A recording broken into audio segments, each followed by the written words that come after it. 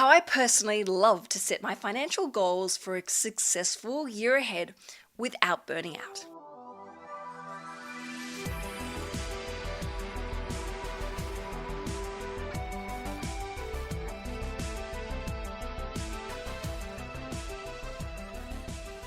Hi everyone, welcome back to Start Here, the very special mini-series within Sugar Mama's Fireplay, where I answer your real-life money questions with practical, empowering steps to help you build financial confidence and clarity, but most importantly, get started on your own financial journey. Now, today's question is all around how to get started with your own financial goals. This is what someone wrote to me. Hey, Canna, I've heard you mention the importance of having financial goals to work on and how you like to do your financial goals differently. It sounds like you almost do them a bit spiritually. Now, I've never actually had any financial goals to work on before, but I'm feeling super inspired being the start of the new year, and I really want to improve my financial well-being. So how do you recommend I get started with my own financial goals? Now, I love this question because it's honest, and it tells me that this particular listener is ready to take their financial future seriously, and that their journey is not just about ticking boxes or, looking at their list of things to do for the year, but they're ready to actually build a life that feels intentional, not exhausting. Now, for the record, I absolutely hate those generic, general, SMART goals, acronyms, or those really rigid frameworks when it comes to setting your goals. And I'm not just talking about those financial ones. For me, it's about how I personally set financial goals and my personal growth and development goals in a way that really supports my own personal growth, my value system, but also helps create a sense of peace and harmony in my life, so that money becomes something that actually supports me and aids me, not something that ever actually drains me. So today's episode, I'm absolutely honored to share with you personally, behind the scenes, as to how I approach, set, and work on my financial goals for the best success possible. So let us begin. All right, step one. I only work on my goals for 11 months. Okay, this is going to sound a little bit peculiar, but bear with me. One of the most important things that I love to do is I give my goals almost like a container, like a boundary of time. So I will only actively work on my goals from the 1st of January to the 1st of December, and that's it. My deadline's up. The time is done. I'm finished. Now, this may sound a little bit odd, like why would I go and do that? Why would I cut my time frame to work on my goals? Well, for me personally, and I'm sure a lot of people will relate to this as well, but December is a pretty crazy time of the year.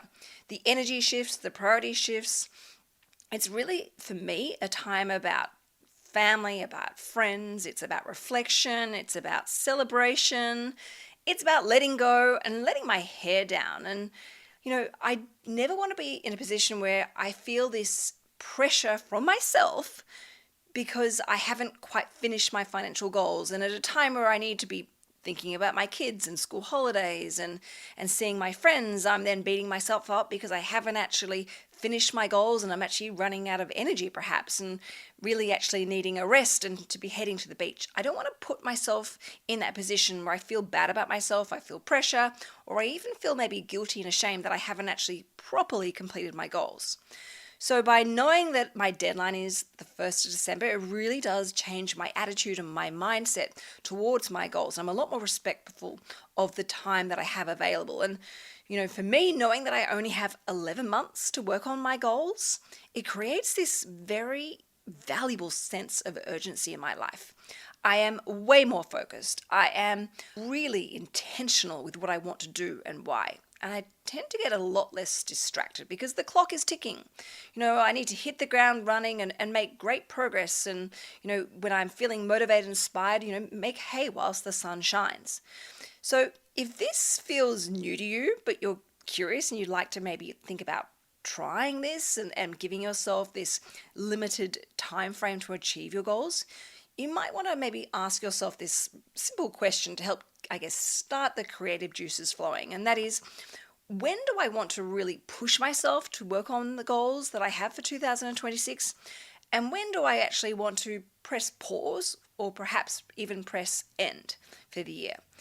This one question alone can really help you understand how you want your year to look and how you want to feel throughout the year, particularly when it comes to the realistic times of when you are going to need to have to press rest or even perhaps even reset and recharge. Step number 2 is I choose a really beautiful balance of mixed goals. Now, when I sit down with my journal, which is actually this year a part of my 2026 diary to help me stay organized, I ask myself these 3 questions. Which goals will light me up so that to the point where they almost like scare me with a little bit of nervous excitement? Which goals will support those long-term financial security and independence, like my FIRE goals and my big FIRE picture? And which goals will stretch me just enough so that I grow in the right way without ever tipping me into the point of burnout? For me, balance matters. Balance, though, for me, is very much about flow.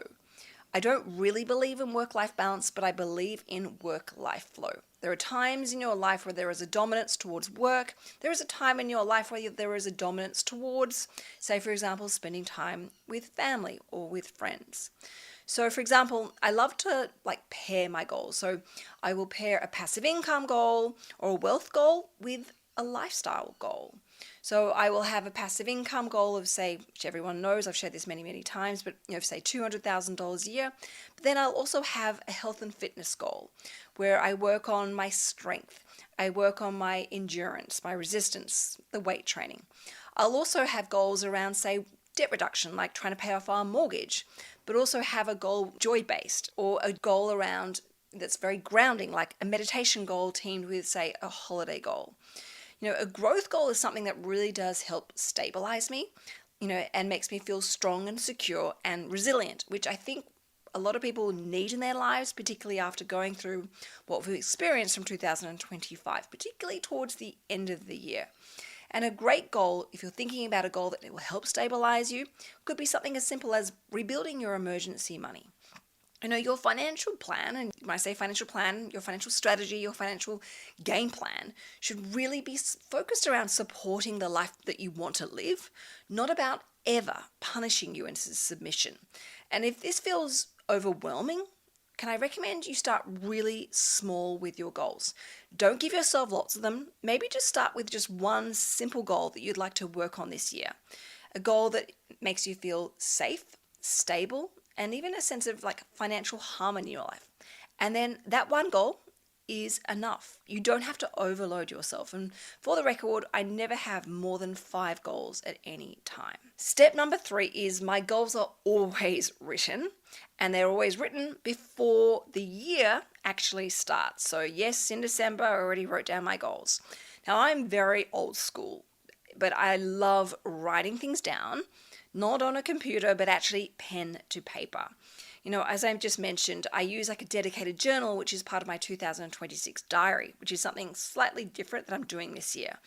And I love to write my goals before the year ends, so that when January is here, which it is, I'm not thinking, I'm actually already executing. I've hit the ground running and I'm already on the 1st of January working on those goals. So if you are someone who's got some goals already that you're thinking about for the year ahead, amazing. Promise me you will go and write them down. And when you find that you write them down, there's something quite powerful within you that happens. There's a bit of a shift. It really does help clarify your thinking when you're putting pen to paper. And it forces you to think honestly about what your priorities and what your values really are. In fact, as you're writing your goals, you might actually realize they might even need to be slightly tweaked or changed, or perhaps change the deadline, or perhaps change them completely. Writing your goals down means that, if you're feeling vague, you'll suddenly have this amazing sense of clarity. You can actually start to get so much clearer about your hopes and start shifting them into promises and commitments within yourself. And it gives you something to come back to as a point of comparison if you're ever feeling a little bit flat or your motivation levels are dipping. And for the record, these goals aren't just random or herd mentality goals, like the generic ones that you think, oh, well, my best friend's doing that goal, I should probably go and do the same. These have got to be sort of your big picture vision goals, goals that, light you up, where you see yourself, where you would feel really proud about yourself in the future. So base your goals around that big picture, that long-term vision of yourself. This for me has included, building a passive income of $200,000 a year.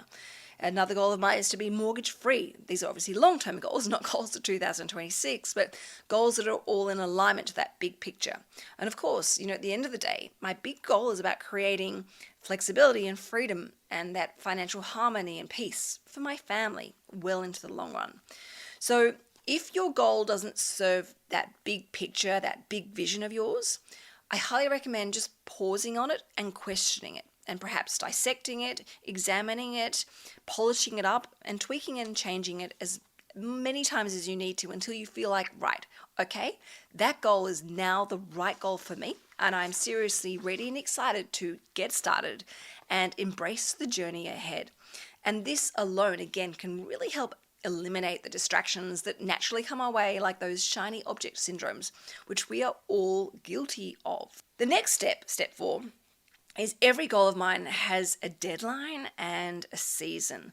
This is where I think a lot of people can sometimes go wrong or make it a rod for their own back when it comes to their goals. When they set their goals, they don't actually allocate a dedicated amount of time, energy, or even make sure it's been put in as a priority. Now, I don't work on all of my goals at once, because if I do, I get really burnt out. And to be really honest, it can actually impact my mental health, because I look at my goals and think I'm barely making any progress with all 5 goals. And I start to feel really flat. I start to feel really irritated at myself. And I can almost kind of become a bit of a rebel and sometimes even self-destruct. So because I'm aware of this, I instead choose one priority goal at a time. I give it a clear, realistic deadline, and I allocate a specific season of the year to work on it. So, for example, I might focus on reducing the term of an investment loan that I have. And this is actually one of my goals, is to put a lump sum towards this particular investment loan. And it's not a huge amount, but it's an amount will help mean that this investment loan is actually paid off within my big picture goal deadline. Now, because it's just one goal for me to focus on, it feels so much more achievable. It's actually going to help create a bit of an early win for me, because it's one of the easiest goals for me to sink my teeth in. And it also means that the quicker I achieve that goal, it's going to free up my cash flow faster, which can then mean that that new money that's been freed up can be channeled into the next biggest, or actually technically the next smallest goal of mine.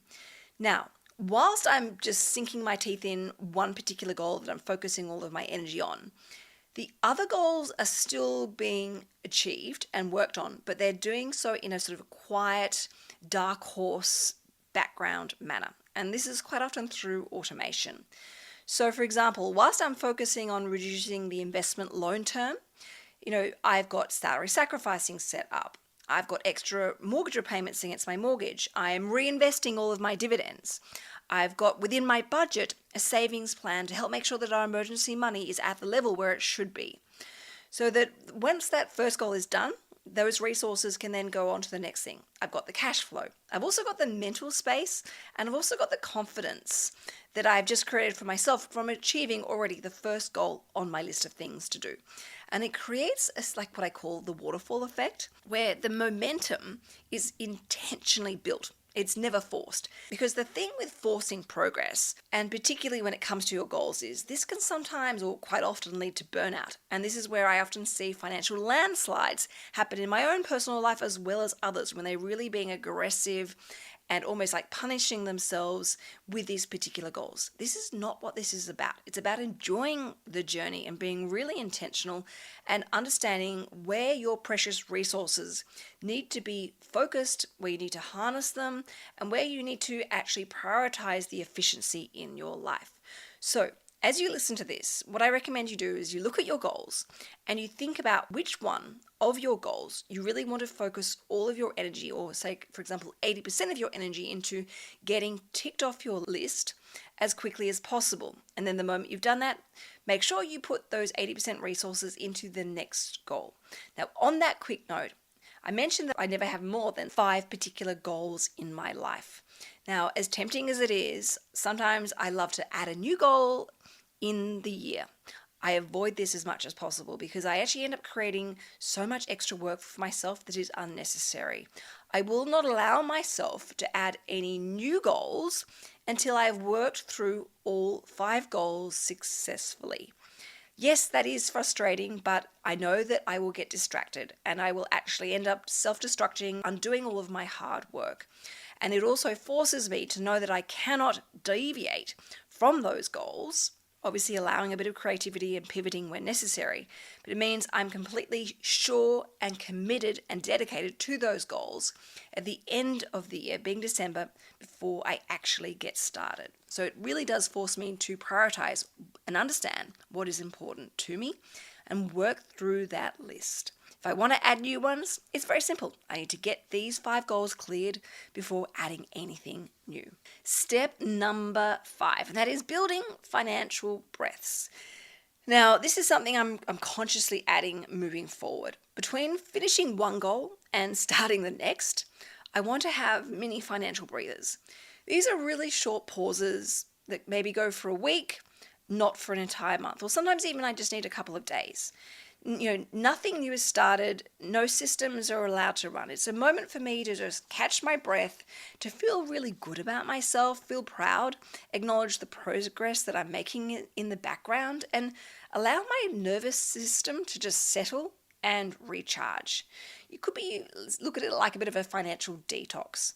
At the end of the day, we're not machines, and growth needs integration. So if you're looking at your goals and you're finished one and you're about to start a new one, you might want to ask yourself, what does rest look like to me? What would I personally need or would like to take in between goals so that I don't lose momentum at any point?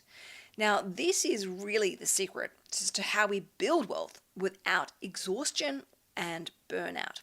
And again, it's a point where you can just give yourself permission to spoil yourself. And that might be something like, taking yourself away for a weekend, or perhaps going and getting a massage, or perhaps doing something really nice where you honor yourself, like buying a new book or taking a hot bath, or perhaps doing something with a friend, like going and doing something special, like a high tea where you get dressed up and spend some time reconnecting. Know what you need that helps fill your cup up in an efficient and ideally a financially friendly way that doesn't undo all of your amazing hard work and progress. Step number 5, I go deep, really deep with the why. And this is probably where I get a little bit spiritual. So for every single goal that I have, the 5, I ask myself, why does this matter to me? I mean, really, why is this important to me? How will this support my family? What pressure is this going to remove in my life by achieving this goal? And who do I need to become by achieving this particular goal? I will write down all of the answers. And this is where my journal comes in. I write down everything that comes with me and I take my time in doing this and seeing what flows as the pen hits the paper. This last question I have to say is really powerful. Who do I need to become to achieve this particular goal? Because goals aren't just about the outcomes, they're about the identity. They're about the growth. They're about the investment or the reinvestment or the reinvigoration of yourself. And as I journal these answers, I revisit them on a regular basis. And I do this every morning. Yes, every morning at 5 a.m. I read my goals and I read my reasons, my big why. And not to put pressure on myself, but actually to help ground me and to help give me a really strong sense of intentionality and dedication. It is something that I find a really beautiful sacred ritual in the early hours of the morning. And it does help create a very strong bond and emotional connection with my goals that actually helps serve me and carry me, particularly when the times get tough and there are setbacks and there are challenges, and I may even be looking in straight in the eye of a bit of a failure coming my way. But it is a hugely powerful technique and strategy that I use with my own goals as I work through the year ahead. Step number 6, and that is my goals are fixed, as I mentioned. I'm not allowed to add new ones until the 5 are completed. But at the same time, I am completely open, when necessary, to pivoting. So this is something I really want to normalize, and that is changing the how without ever abandoning the why. A perfect example of this was when we planned on renovating our kitchen, which is something I really wanted to do because I hate our kitchen. It is falling apart, nothing works. It's actually, I feel a little bit embarrassed of our kitchen. And we ended up pivoting and shifting all of our energy on actually getting such construction certificate and DA for our swimming pool. Now, the goal, really, the big why, wasn't actually about a kitchen. The goal was actually about creating a space for family connection, for lifestyle, creating, a space where we could have fun and wholesome fun, and also improve our overall health and well-being. Yes, a kitchen does represent that, but guess what? A pool does as well. My kids are learning how to swim. They're going to have fantastic childhood memories of playing with noodles and pool ponies, and we're going to have wonderful memories and connections of having friends come over for barbecues as we sit outside, eating beautiful home-cooked meals, and perhaps drinking wine and champagne together.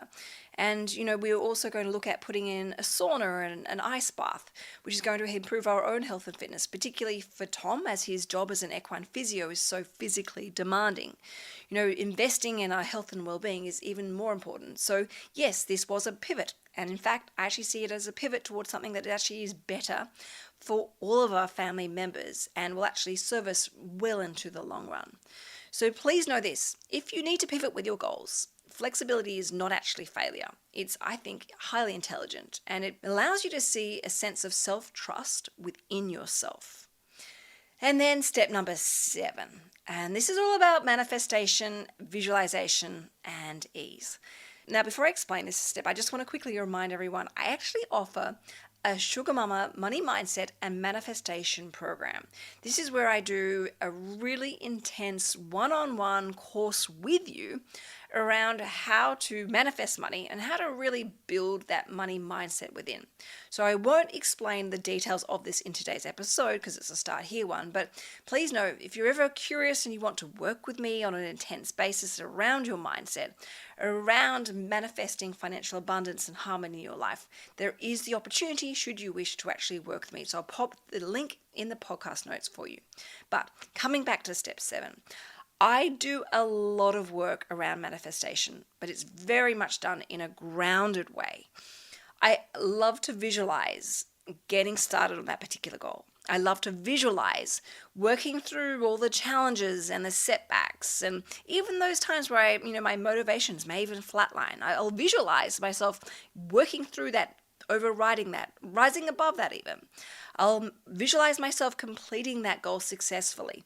I will visualize myself really enjoying the results. So I do visualization around watching my kids jumping in the pool with a pool pony. I visualize, a beautiful table setting outside in my backyard with all the beautiful succulents and the sounds of the birds and, the wind blowing the trees and leaves and, the sound of the clicking of the pool gate and the sound of the bubbles in the spa. I do so much visualization around this, and I can't wait this year to be able to share with you the images of our pool and backyard coming to life and seeing this exact visualization become a reality, which is exciting. Importantly, I visualize achieving these goals with ease, not with burnout. This is something I learned a couple of years ago because I was visualizing myself achieving these goals, literally passing out at the finish line. But I had a huge wake-up call and I realized, I'm almost manifesting burnout. So I've been manifesting myself and doing huge visualization work about getting to my goal, that completion line, with still some energy, some fuel in the bank to actually do even more. And this has really, again, helped my endurance with my goals. I want success that feels calm, not costly, particularly to my mental health and energy levels. And another great thing that I do around manifestation is I build a vision board each year. And I keep it as my phone as a screensaver and also on my desktop at home, my home computer. And it's a beautiful, gentle reminder of where I'm headed and the decisions that I need to make every single day that need to be in alignment with that big picture, my big vision, my big exciting game plan. And this is not magical thinking. It's actually subconscious alignment with intentional action. And it's something I really respect and really grateful for and cannot recommend enough. So let me know if you ever want to work with me around doing an intense manifestation course around finance and financial abundance. All right, and finally, step 8. My goals are real. They're not comfortable. So when I look at my goals, they are definitely achievable, but not to the point where they're cozy or I can get away with being lazy. I hate laziness. It's a huge turn off for me. My personal growth involves me stretching. If I'm not stretching, I'm not growing. I'm not getting any stronger mentally and physically. It's just like strength training at the gym. If I'm not lifting heavier weights or doing more reps, I'm not actually serving myself and serving my goals. So I will stop and ask myself this: where will my energy go this year? Where do I need to focus? Where do I need to stop and take rest? And when is that rest? And what's actually going to leave me standing proud when I look back on the year that we've just experienced? When we get to the end of 2026, what am I going to look back and think, gosh, I'm so proud of myself. I managed to get this done, and that done. And yes, there are going to be points of some of these goals where I don't complete them successfully. Some might be at a 70%, some might be 50%, some might actually be 100%. But I want to make sure that I feel really proud that I've done the best job possible as I put my hand on my heart. These turns with goals are about designing a year, and a beautiful year, not a chaotic year, a year that I'm really proud of. So for anyone that is looking at doing some financial goals this year, but you've never done this before, please know you are not alone, and there's nothing wrong with never setting financial goals. You've just never been taught how to do them and how to do them in a right way that really resonates deep within. For your start here, for your own financial goals, follow this simple advice. Write down your goals in detail. Give them deadlines. Write down your true why behind these goals. Anchor these goals to give them a really big vision that is in alignment to your big picture, where you want to see yourself in the next 20, 30, 40, 50 years.